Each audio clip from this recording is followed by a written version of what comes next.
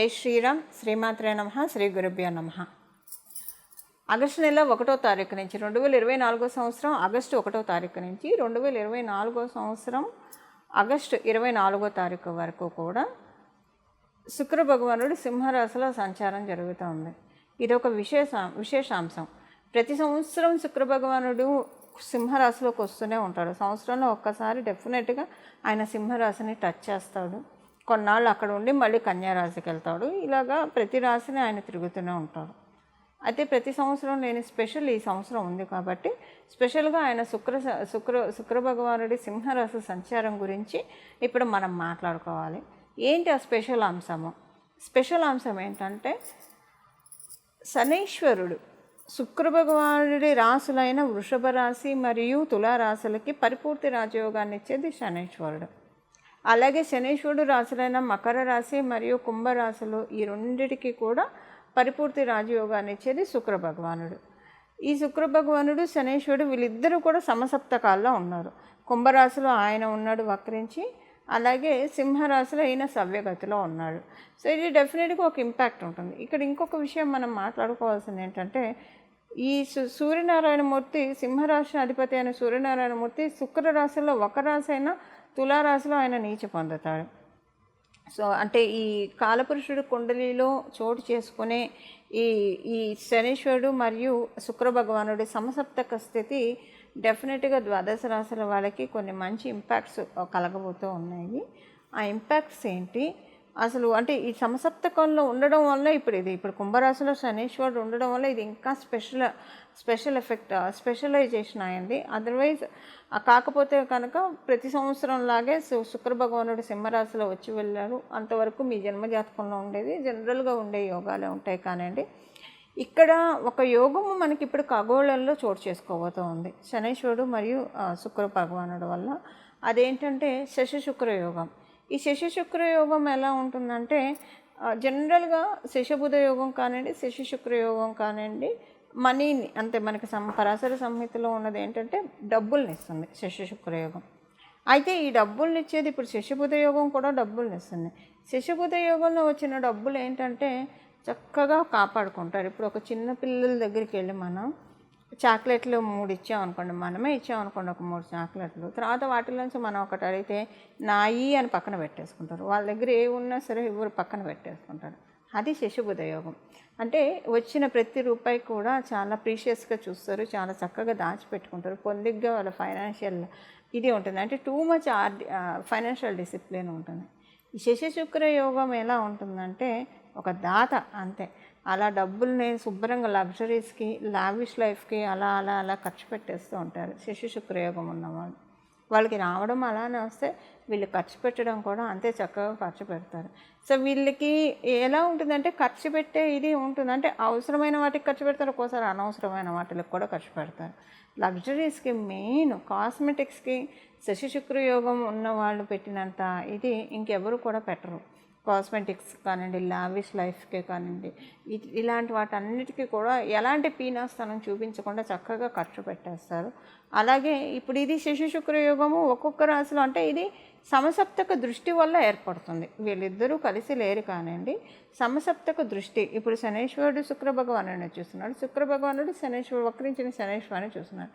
ఈ దృష్టి వల్ల శశశుక్ర యోగం ఏర్పడుతుంది.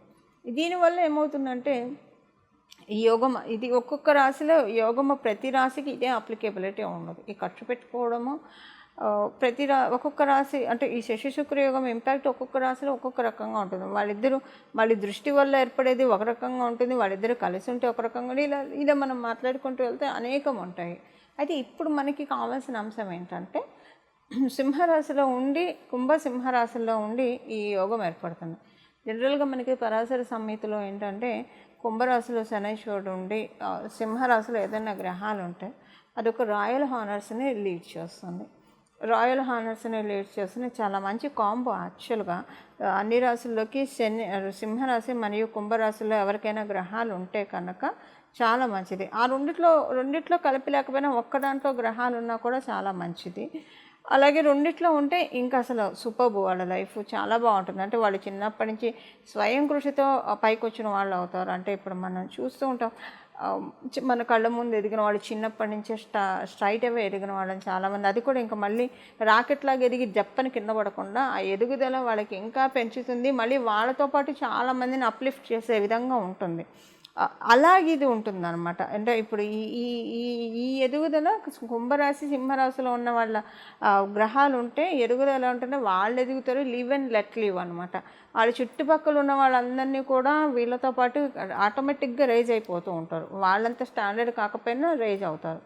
ఇప్పుడు మనకి ఈ గూగుల్ ఇన్వెంట్ చేసిన వీళ్ళని మనం చూస్తే చిన్నప్పటి నుంచే వాళ్ళు అవన్నీ కూడా చాలా కష్టపడి ఫ్రేమ్ చేశారు. ఎంతమందికి ఆ టెక్నాలజీ ఉపయోగపడుతుంది చెప్పండి. ఇలాగా అంటే డైరెక్ట్గా కావచ్చు, ఇండైరెక్ట్గా కావచ్చు, వాళ్ళ వల్ల టూ మెనీ పీపుల్ బెనిఫిట్ అయ్యేది ఏదన్నా అలాంటివి ఏమన్నా పడితే అంటే ఆ కాంబో మేజర్గా మనకి కుంభరాశి మరియు సింహరాశిలో ఉన్న గ్రహాల వర్కింగ్స్ వల్లే 70% ఏర్పడితే ఇంక మిగతా 30% వేరే వేరే రాశులు అక్కడ ఉన్న డిగ్రీస్ వైజ్ వాటి ప్రకారం ఉంటుంది. ఇప్పుడు ఏంటంటే ఈ కుంభరాశిలో మరియు సింహరాశిలో ఉన్న ఈ యోగం అనేది 12 రాశుల వాళ్ళకి కూడా ఒక బ్లెస్సింగ్ డెఫినెట్గా ఇస్తుంది. లక్ష్మీ కటాక్షాన్ని ఇచ్చే మాసము, ఇచ్చే ట్రాన్సిట్ ఇది.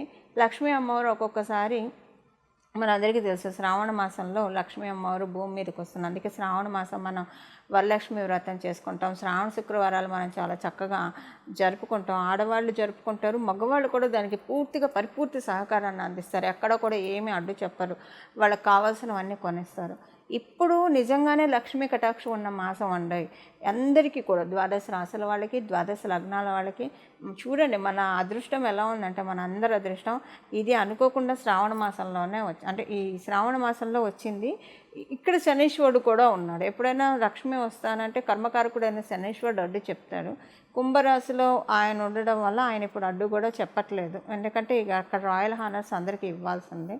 సో ఇప్పుడు లక్ష్మీ కటాక్షం, లక్ష్మీ అమ్మవారి శోభ, లక్ష్మీ అమ్మవారి పరిపూర్తి కళలు అన్నీ కూడా మనకి అంతా భూమండలం మొత్తం విస్తరించి ఉన్న శుభ సమయము ఆగస్టు మాసంలో ఏర్పడుతుంది శశి శుక్ర యోగం వల్ల.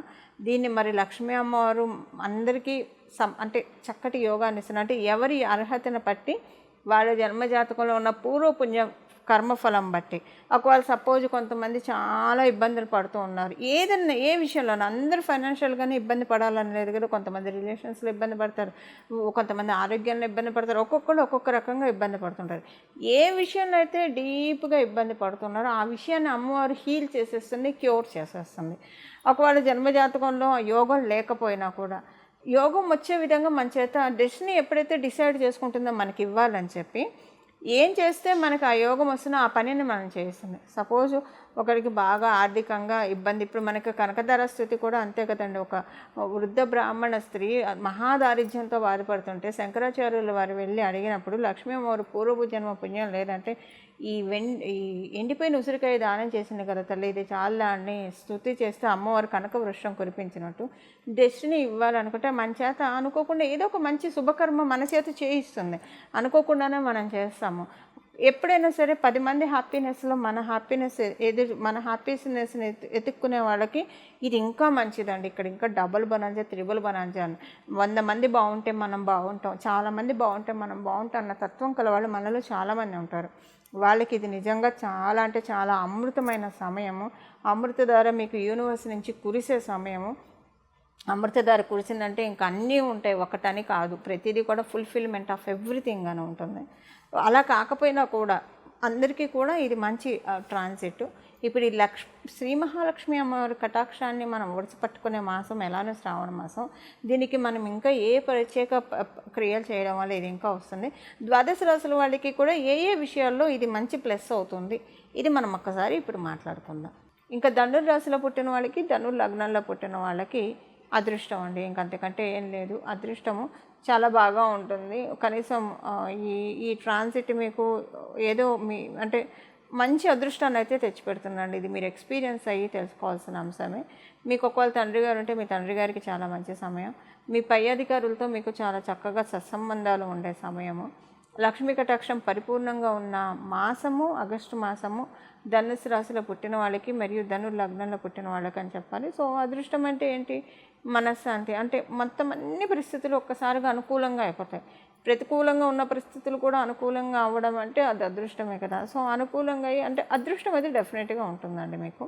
ఇది ధనుసు రాశి మరియు ధనుసు లగ్నంలో పుట్టిన వాళ్ళకి ఈ శశి శుక్రయోగం ఇచ్చేది. చూశారు కదండి. ఇప్పుడు మనం పరిహారం ఒకసారి ఏం చేస్తే లక్ష్మీ అమ్మవారి కటాక్షం శీఘ్రంగా మనకి కలుగుతుందో చూద్దాం. ఇప్పుడు మనం తెలుసుకున్న ఈ ఆగస్టు నెల మొత్తం అండి, ఆగస్టు నెల మొత్తం ప్రతిరోజు ఉదయాన్నే లేచిన వెంటనే స్నానం చేసి చక్కగా శుచులయ్యి ఇల్లు వాకిలి శుభ్రం చేసుకున్న తర్వాత చక్కగా ఇంట్లో ప్రతిరోజు కూడా 16 సార్లు శ్రీ సూక్తం వినండి. లేదా ఆడవాళ్ళు అయితే చదవకూడదు, వినొచ్చు. మగవాళ్ళు అయితే శ్రీ సూక్తం చదవడం వస్తే కనుక చక్కగా చదవండి, 16 సార్లు చదవండి. అలాగే ఒక్క శ్రీ సూక్తాన్ని విని కానీ చదివి కానీ వదిలేయకూడదు. పురుష సూక్తాన్ని కూడా దాంట్లో మనం సంపుటీకరణ చేయాలి. సంపుటీకరణ అంటే ఆ రెండు ఏం సంపుటీకరణ చేయక్కర్లేదు, జస్ట్ వింటే సరిపోతుంది. మళ్ళీ అది సంపుటీకరణ అంటే అదొక ప్రత్యేకమైన ప్రాసెస్ ఉంటుంది, అదంతా కన్ఫ్యూజన్లోకి వెళ్తుంది. అదంతా ఏమక్కర్లేదు. శ్రీ సూక్తం ప్రతిరోజు 16 సార్లు వినండి లేదా చదవండి. ఆడవాళ్ళు అయితే వినడమే.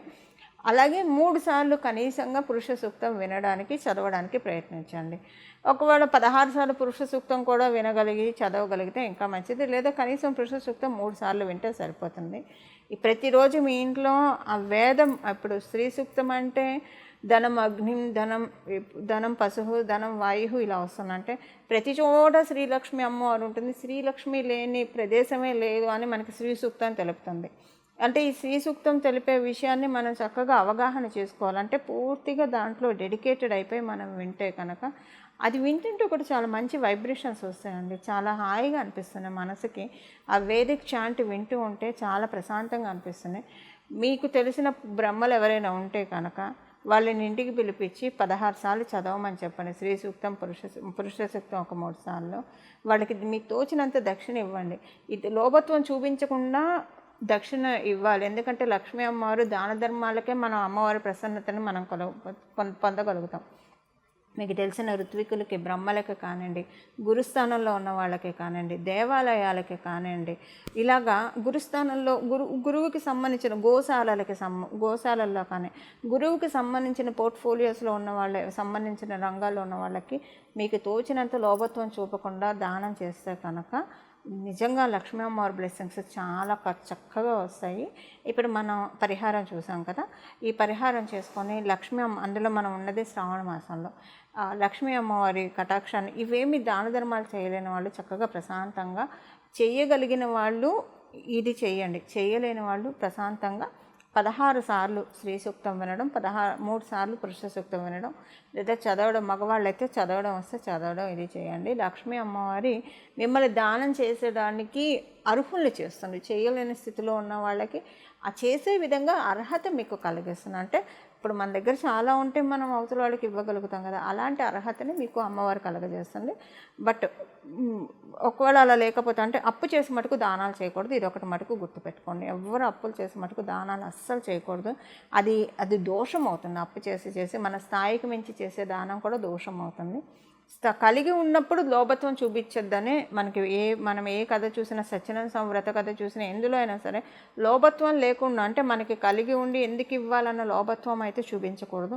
లేనిది తెచ్చిపెట్టి కూడా ఇవ్వకూడదు. ఈ రెండు దోషమే. ఇది ఈ మధ్యలో ఉన్న లైన్ని తెలుసుకొని చక్కగా కలిగి ఉన్న దాంట్లో కొంచెం ఇచ్చినా మనకు వచ్చిన ఇబ్బంది ఏం లేదని అనుకుంటే దానం చేయండి. లేదా ఇవ్వడం వల్ల రేపటికి ఇబ్బంది అవుతుంది అని అనుకుంటే అలా కూడా దానం చేయొద్దు.